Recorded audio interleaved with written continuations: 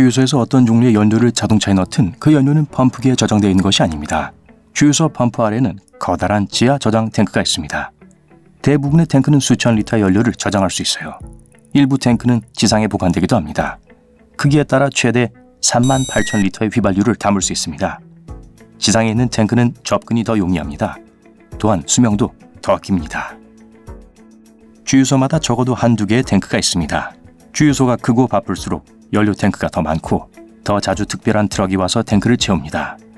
일주일에 한 번일 수도 있고 격주에 한 번일 수도 있습니다. 목소리를 이상하게 변하게 만드는 헬리움을 영하 273도로 냉각해 보세요. 이건 절대 영도보다 약간 높은 온도입니다. 이 온도에서 헬륨이 초유체로 변하는 걸 볼 수 있습니다. 초유체는 마찰 없이 움직일 수 있습니다. 이 상태에서 가스였던 헬륨은 고체 물질을 통해 누출될 수 있습니다. 초유체는 그것이 들어있는 용기를 회전시켜도 움직이지 않고 머물러 있을 수 있어요. 헬륨이 용기의 벽을 타고 오를 수도 있어요. 어떤 치즈에는 눈이라고 불리는 구멍이 있습니다. 치즈의 구멍은 생산 과정에서 사용되는 박테리아에 의해 만들어집니다. 치즈가 거의 완성되었을 때 이 박테리아는 이산화탄소를 방출합니다. 이산화탄소가 빠져나가면서 기포를 형성하고 이것이 나중에 구멍이 됩니다. 혜성이 꼬리가 있는 것은 태양 때문입니다. 태양의 열은 혜성의 물질 일부를 증발시킵니다. 이건 얼음 속에 갇힌 먼지 입자를 방출합니다. 그 후 태양풍과 태양 복사압이 혜성의 중심에서 먼지와 가스를 날려버립니다. 그래서 대부분의 혜성은 한 개가 아니라 두 개의 꼬리를 가지고 있어요. 하나는 가스로 이루어져 있고 다른 하나는 먼지로 되어 있어요. 포스트잇 종이가 쉽게 떨어지는 건 접착제 층이 균일하지 않기 때문입니다. 접착제는 종이 전체에 작은 덩어리로 퍼져 있습니다. 그리고 이 덩어리 중 일부만이 여러분이 메모를 붙여놓는 표면에 닿습니다. 포스트잇을 떼서 다른 것에 붙이면 아직 사용되지 않은 접착제 덩어리가 작동하기 시작합니다. 모든 접착제가 먼지와 흙으로 덮일 때까지 이런 과정이 계속됩니다. 윈블던 테니스 공은 섭씨 20도에서 보관됩니다. 기온이 더 높거나 낮으면 공이 튀는 방식에 영향을 미칠 겁니다. 공이 따뜻할수록 안에 있는 더 많은 가스 분자들이 팽창합니다. 그러면 공이 더 잘 튑니다. 하지만 공이 너무 차갑게 식으면 분자들은 줄어듭니다. 공은 탄력을 잃고 게임은 느려집니다. 플라밍고는 회색으로 태어납니다. 식단 때문에 나중에 분홍색으로 변합니다. 플라밍고는 작은 새우와 푸른 해조류를 많이 먹습니다. 이 두 가지 모두 특별한 색소로 가득합니다. 플라밍고의 간이 이 색소를 처리할 때 색소 안의 분홍색 분자가 새의 온몸으로 이동합니다. 달이 불이 깃털로 퍼지고 온몸을 밝은 분홍색으로 만듭니다. 폐는 호흡을 도울 뿐만 아니라 혈액세포도 생산합니다. 혈액세포는 쥐혈을 멈추게 하는 응고작용을 합니다. 폐는 1시간에 1천만 개 이상의 이런 작은 세포를 만듭니다. 수은은 상온과 평균 압력에서 액체 형태를 유지하는 몇 안 되는 금속 중 하나입니다. 이 모든 것은 수은의 원자가 서로 매우 약하게 결합하고 있기 때문입니다. 대부분의 맨홀 구멍과 덮개는 원형입니다. 가장 큰 이유는 원형이 제일 제작하기 쉽기 때문입니다. 맨홀 구멍 덮개의 무게는 약 113kg입니다. 둥근 모양 덕분에 유지 보수 직원들이 한 지점에서 다른 지점으로 옮기기도 어렵지 않습니다. 그냥 굴리기만 하면 됩니다. 또한 둥근 모양이 주변의 토양 압축에 더 잘 저항합니다.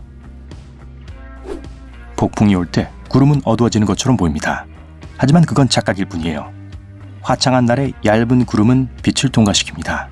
하지만 또한 빛 스펙트럼의 모든 색을 흩뿌립니다. 이건 구름을 흰색으로 인식하게 만들죠. 하지만 구름이 두꺼울수록 그리고 더 많은 물방울을 포함할수록 더 적은 빛을 통과시킵니다. 고양이는 털을 핥아서 피부 기름이 털에 모이는 것을 막습니다.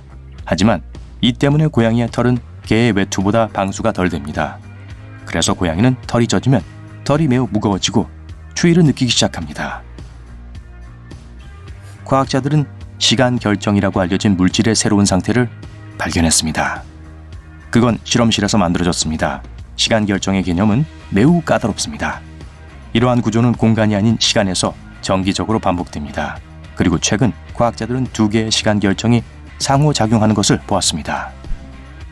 아침 시리얼 조각은 그릇의 측면에 달라붙거나 서로 뭉치는 경향이 있습니다. 그 이유는 물리학입니다. 시리얼은 우유 표면에 작은 움푹 들어간 부분을 만듭니다. 두 개의 시리얼 조각이 만나면 움푹 들어간 부분이 합쳐집니다. 대신 이상한 모양의 덩어리들이 나타납니다. 사람들은 지구 주위에 보호고치를 우연히 만들었을지도 모릅니다. 그건 수십 년 동안 매우 낮은 주파수 전파의 사용으로 발생했습니다. 일종의 인공 비누방울을 만든 셈이죠. 그것은 고에너지 입자 방사선과 태양 플레어로부터 지구를 보호합니다. 2월 29일 윤일은 달력을 정상적으로 유지하기 위해 필요합니다. 우리 지구가 태양을 공전하는데 정확히 365일이 걸리는 건 아닙니다. 그래서 윤일은 지구에 완벽하지 않은 공전 시간을 보상합니다. 가죽은 작은 긁힘이 생기기 시작하면 칙칙해 보이기 시작합니다. 물질에 닿는 모든 빛을 흩어지게 합니다. 가죽 신발을 닦을 때 왁스층으로 코팅하면 이 작은 긁힌 틈을 채웁니다. 표면은 더 부드러워지고 빛의 광선은 더 균일하게 반사됩니다. 가죽이 다시 반짝거리게 되죠. 형광펜은 특별한 반투명 잉크로 채워져 있습니다. 잉크는 보통 희미한 빛으로 빛납니다. 가장 인기 있는 잉크색은 노란색과 연두색입니다. 흑백 복사 후 텍스트를 볼 수 없게 하지는 않거든요. 복사기는 노란색과 연두색 표시를 거의 흰색으로 인식합니다. 그래서 인쇄에는 나타나지 않아요. 빛이 항상 빛의 속도인 시속 30만 킬로미터로 움직이는 건 아닙니다. 한 번은 빛이 겨우 시속 60km로 이동한 적이 있습니다. 그건 나트륨의 극냉 원자 사이를 이동할 때 발생했습니다. 코를 잡으면 콧노래를 부를 수 없습니다. 콧노래를 부를 때는 소리를 길게 해야 합니다. 하지만 그것은 공기가 코 속을 통과할 때만 만들어집니다. 그래서 코를 잡으면 공기가 빠져나갈 수 없어요. 바깥 날씨가 추울수록 발밑에 밟히는 눈이 더 큰 소리를 냅니다. 눈이 압축되면 작은 얼음 알갱이들이 서로 마찰합니다.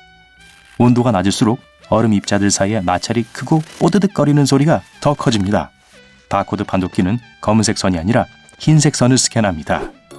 판독기는 광선을 방출하고 제품의 바코드에 떨어집니다. 이런 일이 일어날 때 흰 부분은 이 빛을 반사하고 어두운 부분은 빛을 흡수합니다. 반사된 빛은 장치가 코드를 읽고 제품에 대한 정보를 제공하도록 도와줍니다. 유리가 잘 깨지는 건 원자가 다소 느슨하고 무작위로 배열되어 있기 때문입니다. 이 원자들은 익숙한 구조를 유지할 수 있을 만큼 빠르게 스스로를 재정비할 수 없습니다. 그래서 유리는 구부러지지 않고 산산조각이 납니다. 새알은 온갖 종류의 모양이 될 수 있습니다. 알의 모양은 주로 새에 날 수 있는 능력에 달려 있습니다. 공중에서 시간을 더 많이 보내는 새일수록 알은 더 타원형이고 뾰족합니다. 땅을 거의 떠나지 않는 종의 새는 타원형의 둥근 알을 낳습니다. 일부 케이블에는 희한한 실린더가 있습니다. 이를 페라이트 초크 또는 페라이트 비드라고 합니다. 이것이 없으면 케이블이 안테나로 변하여 전기적 간섭을 전송합니다. 실린더가 이 간섭을 막아줍니다. 물은 같은 온도일 때도 공기보다 차갑게 느껴집니다. 이건 밀도의 차이 때문입니다. 우리 몸은 차가운 물에 있을 때 육지에서보다 25배 더 빨리 열을 잃습니다. 물은 또한 완벽한 도체입니다. 열이나 추위를 몸에 매우 빠르게 전달할 수 있습니다. 나무테는 나무의 나이뿐만 아니라 나무의 일생 동안 날씨가 어떻게 변했는지도 알려줄 수 있습니다. 나무테는 가뭄 때는 더 얇고 비가 많이 오면 더 넓어집니다. 녹는 빙하는 요란한 소리를 냅니다. 빙하가 내는 소리는 거품이 나는 청량음료가 내는 소리와 비슷합니다. 빙산이나 빙하가 녹을 때 수백만 개의 작은 기포를 만듭니다. 그것들은 수세기 동안 엄청난 압력으로 얼음 속에 갇혀 있었습니다. 청량음료 캔에서 나는 것 같은 이 소음은 매우 커서 실제로 보지 않고도 빙산과의 거리를 알아낼 수 있습니다. 요즘 우리가 사용하는 키보드는 타자 치는 속도를 늦추도록 고안되었습니다. 키보드 위의 글자 위치는 무작위적인 것처럼 보입니다. 하지만 이 쿼티 디자인은 1872년에 등장했습니다. 그 당시에 타이피스트들은 그들이 사용하는 기계에 비해 속도가 너무 빨랐어요. 그래서 타자기가 자꾸 걸려서 많은 시간이 허비되었습니다. 타이피스트의 속도가 느려지면서 생산성이 향상되었습니다.